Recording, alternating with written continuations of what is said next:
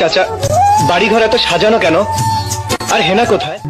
বাংলাদেশের জনপ্রিয় অভিনেতা বাপ্পা রাজের অভিনীত চাচা হেনা কোথায় সংলাপটি এখন রীতিমতো ভাইরাল। এই সংলাপটি মূলত প্রেমের সমাধি সিনেমার একটি বিখ্যাত মুহূর্ত থেকে এসেছে এবং এটি দর্শকদের মাঝে ব্যাপক আলোচনা তৈরি করেছে। তবে শুধু সংলাপের জনপ্রিয়তা নয়, এর সঙ্গে সৃষ্ট মিমগুলো এখন সোশ্যাল মিডিয়ায় ব্যাপক আলোচিত।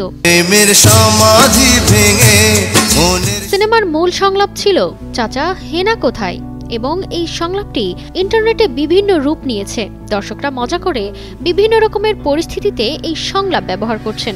সামাজিক যোগাযোগ মাধ্যমে ইতিমধ্যে হাজারো মিম শেয়ার হয়েছে, যা হাস্যকর এবং সৃজনশীল বটে। একমাত্র এই ভাইরাল সংলাপকে নিয়ে মিম তৈরির এক নজির দেখা গেছে। একজন ভক্ত মিমে লিখেছেন, স্যার আমার খাতা লাল কালি দিয়ে সাজানো কেন, আর নম্বর কোথায়? আবার আরেকজন লিখেছেন, চাচা ক্যালেন্ডারের পাতা উল্টানো কেন, জানুয়ারি মাস কোথায়?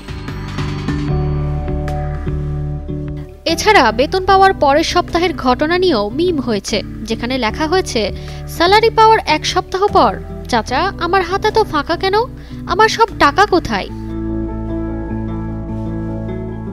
অন্যদিকে ভাইভা বোর্ডে ব্যক্তির নার্ভাসনেস বোঝাতে এক মিমে প্রশ্ন করা হয়েছে, চাচা বাড়িঘরে তো হেনা কেন, সাজানো কোথায়? আরও এক ভক্ত মজা করে লিখেছেন, চাচা জীবনে তো ছন্ন ছাড়া কেন, আর আমার কামব্যাক কোথায়?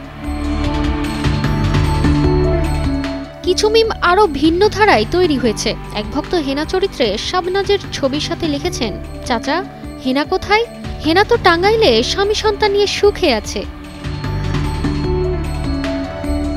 এভাবেই চাচা হেনা কোথায় সংলাপটি সামাজিক মাধ্যমে একটি নতুন সংস্কৃতি সৃষ্টি করেছে। সিনেমার এই মজাদার সংলাপ এখন আমাদের প্রতিদিনের কথোপকথনেও ঝড় তুলছে। এটি একদিকে যেমন সোশ্যাল মিডিয়ার মজা ও আনন্দের উৎস হয়ে উঠেছে, তেমনি আমাদের সিনেমার প্রতি ভালোবাসা ও চিন্তাভাবনার প্রতিফলনও। এতে কোনো সন্দেহ নেই, মিমে, আলোচনায় এবং দর্শকদের মধ্যে এই সংলাপটি আরও বহুদিন ধরে চর্চিত থাকবে। তারতিবা ফারুহি, কালের কণ্ঠ।